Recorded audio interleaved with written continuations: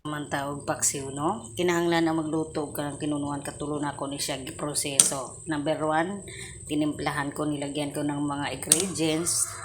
Tapos nilagyan ko lang ito. Pinatuyo ko muna. Pangalawa, nilagyan ko ng tubig kasi wala na siyang tubig. Para mawala yung lansa, yung perbero. Patuyuin nyo. Sikan, add na naman ulit ng tubig, din timplahan nyo ulit para maging masarap. So pangatlo nakin proseso, lagyan ko ng gata mga pangka. 3 beses ako magluto ng paksiw ng ano. Okay. Yan.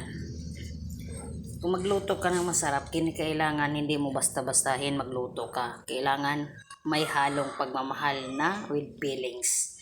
Yung magluto ka kasi, the time na magluto ka, hindi maganda yung mood mo. Yung kasing ulap mo, ganyan din. Kaya, make sure that tayo magluto, bigyan yung palaga at pagmamahal para maging masarap yung luto nyo.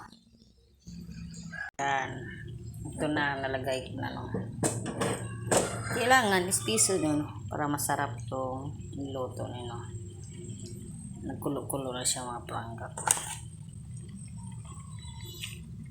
Kasi gusto nyo masarap na technique, kailangan lagyan nyo ng asin. Taka, hindi, madami akong nilagay kasi dito mga palangga. Yung nilagay ko, vinegar, apple, sili, onion. Pwede ninyo lagyan ng paminta. O si Bombay at saka ginger, no? So, kailangan, magluto kayo, patuyuan nyo muna.